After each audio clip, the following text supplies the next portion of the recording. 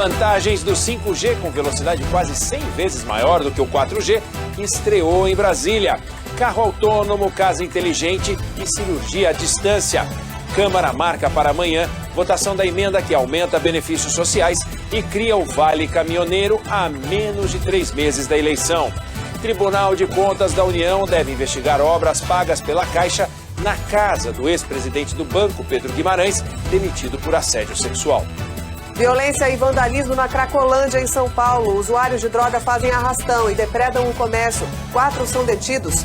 Um acidente impressionante no Rio de Janeiro. O motociclista vai parar debaixo de caminhão e é resgatado com vida.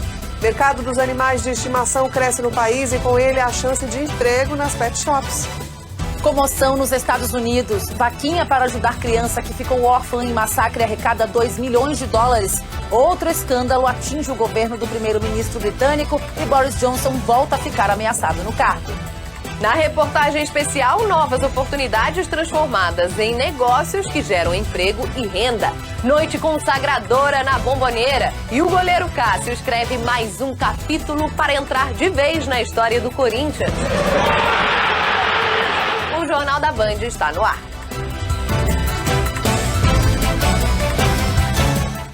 Jornal da Band.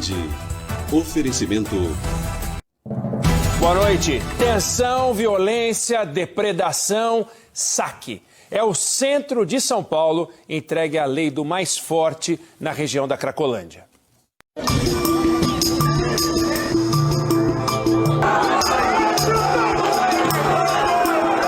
Uma câmera registra o momento do ataque. Um homem passa a chutar a porta de uma lanchonete no centro de São Paulo. Em seguida começa a aglomeração. Logo, dezenas de pessoas forçam a entrada e conseguem invadir o local. Essas imagens mostram a fuga depois do furto. A lanchonete saqueada ficou destruída. O dono calcula um prejuízo de R$30 mil. Televisão, computador, sorvete, chocolate, máquina de café, levaram tudo, quebraram tudo. Antes, o grupo já havia tentado arrombar lojas de peças de motos na área, que é hoje frequentada por dependentes químicos que ficavam na antiga Cracolândia. Eles chegaram a entortar as portas, mas não conseguiram adentrar. Pela manhã, mais tensão e violência na região central. Houve ataques com pedaços de madeira. 4 pessoas foram detidas, uma ficou ferida. Com medo de novos saques, lojistas fecharam as portas nessa quarta-feira.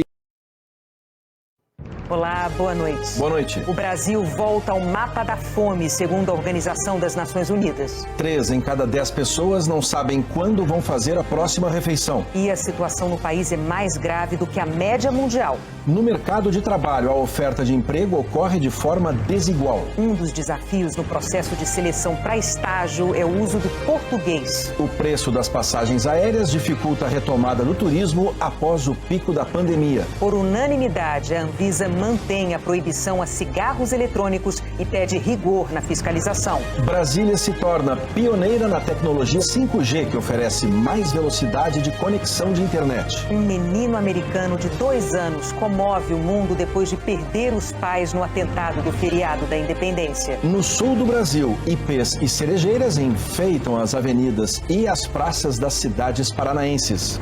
O Jornal Nacional está começando.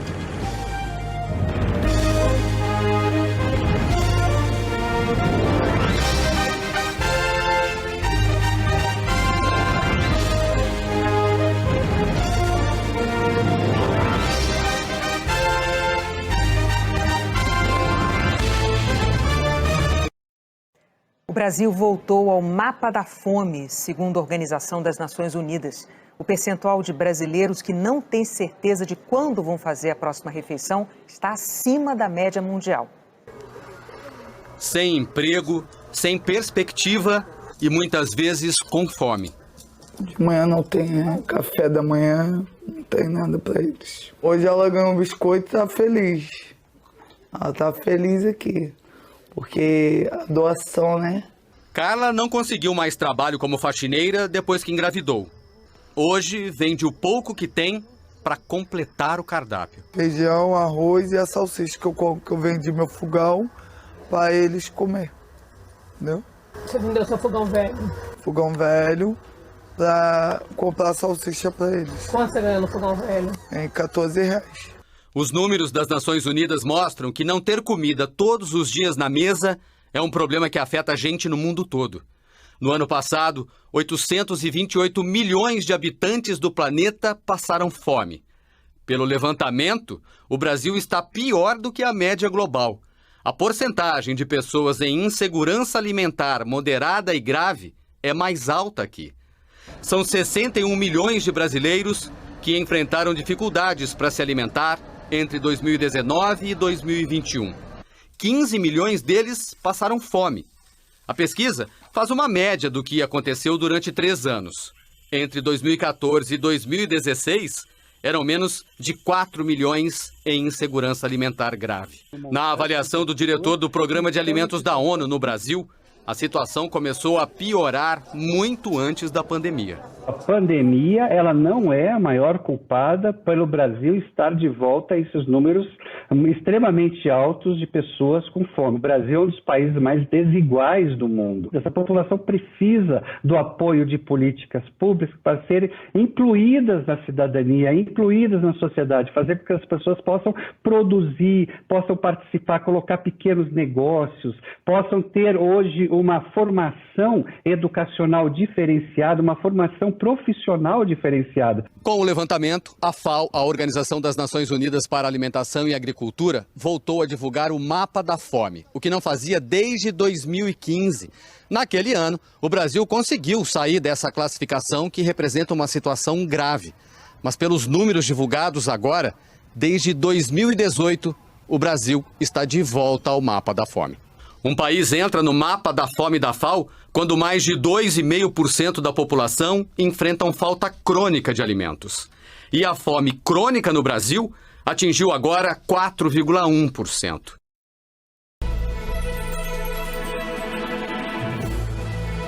Quarta-feira, 6 de julho, o Jornal da Cultura começa agora com os seguintes destaques. Tribunal de Contas da União vai investigar a PEC Kamikaze, que viabiliza a gastança bilionária em programas em ano eleitoral. Texto do projeto pode ser votado amanhã na Câmara. Nova pesquisa de intenção de voto mostra a redução da distância entre Jair Bolsonaro e Lula. Mas ex-presidente ainda está 14 pontos à frente do atual chefe do Executivo.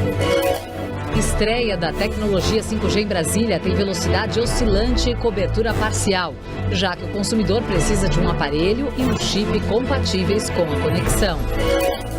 Fome se agrava no Brasil. Quase 30% das pessoas não têm certeza se vão conseguir fazer a próxima refeição.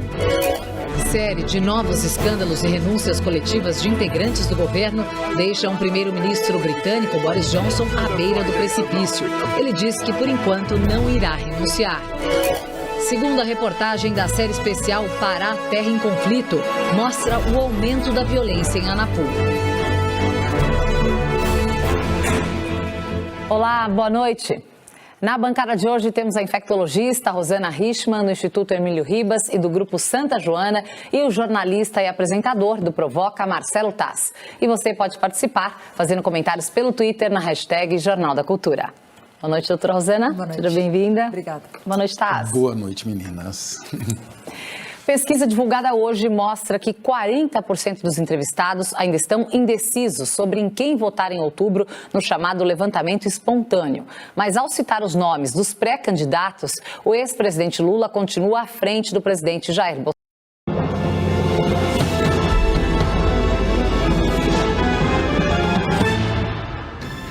PEC dos benefícios. TCU vai analisar pedido do Ministério Público para impedir que o governo federal aumente os gastos públicos por meio do projeto.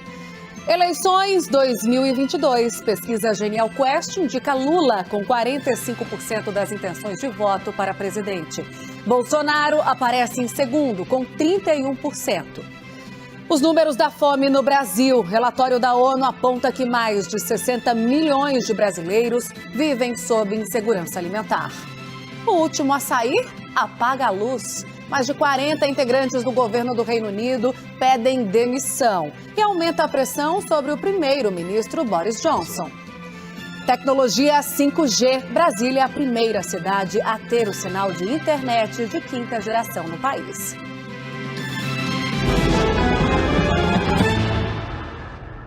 Olá, boa noite, bem-vindo, bem-vinda ao Jornal da CNN. Abrimos esta edição com informações do Tribunal de Contas da União, que vai analisar um pedido do Ministério Público para impedir o governo federal de aumentar gastos públicos por meio da chamada PEC dos benefícios, ou PEC Kamikaze. A proposta cria um estado de emergência no país para permitir que as despesas com auxílios sociais em ano de eleição sejam ampliadas. O texto já foi aprovado pelo Senado, vocês têm acompanhado na CNN e agora a expectativa é que ele seja votado ainda esta semana na Câmara dos Deputados. Quem está lá é o repórter Nolan Hubertus com mais informações. Nolan, conta pra gente de prazo e definições até aqui. Vamos lá, Tainá, uma boa noite para você, é um prazer falar com você, Tainá. Boa noite a todos que acompanham o Jornal da CNN. Esse pedido de investigação por parte do TCU foi feito pelo procurador do Ministério Público junto ao TCU, que é o procurador Lucas Furtado. Ele entende que esse estado de emergência que está embutido nessa PEC dos benefícios seria apenas uma manobra para que o governo pudesse turbinar os benefícios, programas sociais em um ano eleitoral, para que o governo fuja da lei eleitoral. Essa é a opinião do procurador Lucas Furtado, por isso que ele pediu essa investigação. Então o Tribunal de Contas da União já vai pedir para que o Palácio do Planalto possa dizer de que maneira que essa PEC dos benefícios pode impactar nos cofres públicos. A gente sabe que são 41 bilhões e 250 milhões de reais que estão sendo aprovados, caso de fato essa PEC seja aprovada acima do teto de gastos em um ano eleitoral. Além disso, o procurador, ele teme, segundo ele, que o governo possa usar essa verba, inclusive, para fazer propaganda eleitoral. Olá, boa noite para você. 6 horas em ponto pelo horário de Brasília. Virou o reloginho para 6h01 agora. Eu sou Diego Sarza. A partir de agora te faço companhia aqui no UOL News, edição dessa quarta-feira. Seja muito bem-vindo, bem-vinda a mais uma edição do UOL News. Você está sempre convidado a participar, marcar a gente nas redes sociais ou então comentar as nossas lives. A gente está ao vivo agora no Facebook, Twitter, no TikTok, na Twitch. No YouTube, além de votar na enquete, você também pode, aliás, além de comentar o chat, você também pode votar na nossa enquete. O tema é esse aí, a pergunta é essa aí. Você é a favor da aprovação da chamada PEC Kamikaze? Aliás, ela tem muitos apelidos, né? A PEC dos benefícios, a PEC dos auxílios, a PEC da eleição, a PEC das bondades. Bom, por enquanto a maioria diz que não. 39% dizendo que sim. E eu começo justamente com esse assunto, uma apuração da colunista Carla Araújo sobre o impacto no orçamento. Ao contrário do que vem sendo defendido pelo governo, a PEC dos auxílios também vai trazer impactos para o orçamento do ano que vem, de 2023. Dados da Instituição Fiscal Independente, que é ligada ao Senado, mostram que se a fila do Auxílio Brasil for mesmo zerada, como a proposta prevê, as despesas com esse programa social vão aumentar em 7,7 bilhões de reais no próximo ano, chegar a mais de 96 bilhões. Caso o benefício permaneça em R$ 600 reais também no ano que vem, o custo total vai saltar para 140 bilhões de reais. Para falar mais sobre essa PEC, a gente recebe agora o líder do PT na Câmara, deputado Reginaldo Lopes, e Leonardo Sakamoto, colunista aqui do UOL, me acompanha para essa entrevista. Uma ótima noite. Olá, boa noite. Olá, muito boa noite. Começa agora mais uma edição do Rede TV News. Seja bem-vindo. A polícia do Rio de Janeiro conseguiu provas de que Fernanda Cabral, que morreu depois de ficar 13 dias internada, foi envenenada. Exames feitos a partir da exumação do corpo concluíram que ela ingeriu chumbinho. A madrasta de Fernanda é a principal suspeita pelo crime. Bom, a gente vai ver agora outros destaques dessa edição. Um carro atingiu um ponto de ônibus em Brasília e uma mulher foi arremessada de um viaduto. Mais 4 pessoas foram atingidas. Brasileira que estava em missão humanitária na Ucrânia morre em incêndio num bunker. A crise no Reino Unido. Boris Johnson não cede à pressão para renunciar, mesmo depois do pedido de ministros do governo. E uma reportagem exclusiva traz mais um testemunho envolvendo o assassinato do prefeito de Santo André, Celso Daniel. Uma mulher morreu depois de ser atingida por um carro desgovernado em Brasília. Com o impacto da batida, ela foi arremessada de uma altura de 9 metros. Gisele Boaventura Silva, de 54 anos, estava sentada nesta parada de ônibus da rodoviária de Brasília. Ela foi atingida por este carro. Segundo a polícia, o motorista passou mal ao volante e perdeu o controle da direção.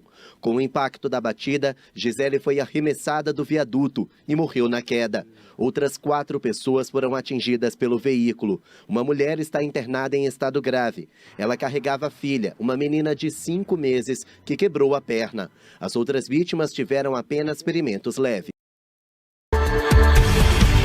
Os pingos nos is. Jovem Pan. Olá, muito boa noite, 18 horas e 6 minutos, seja bem-vindo, estamos começando aqui mais uma edição de Os Pingos nos Is, hoje quarta-feira, dia 6 de julho de 2022, estarão aqui hoje Augusto Nunes, Guilherme Fiuza, a Ana Paula Henkel e o Roberto Mota.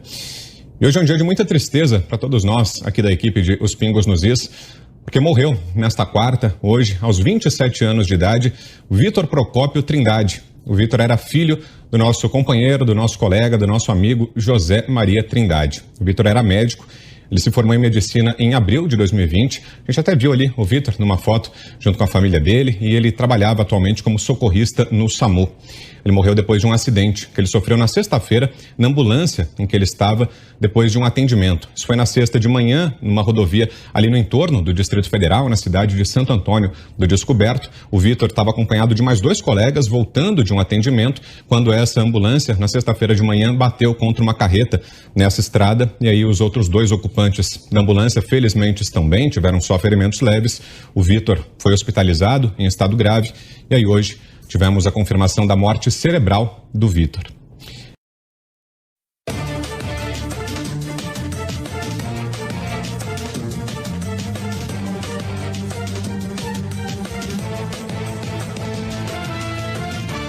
Boa noite.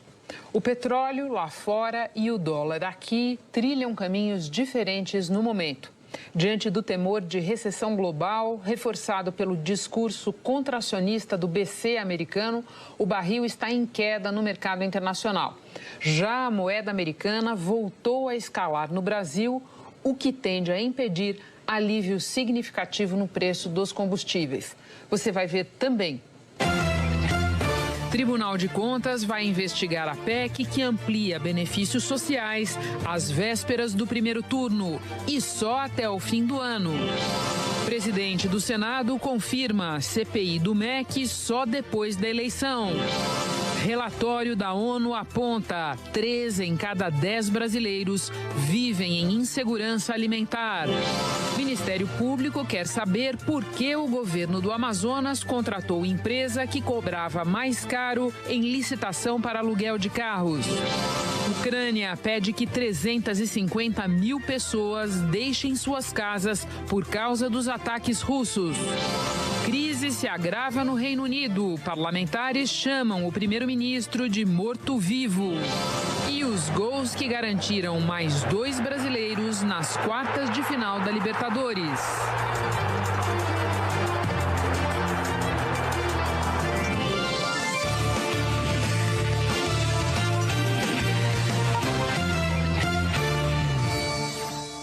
Hoje começamos falando de petróleo e dólar. Enquanto o preço do barril desacelera para o menor nível em 3 meses, a moeda americana aqui escala e volta aos R$ 5,40, patamar de janeiro.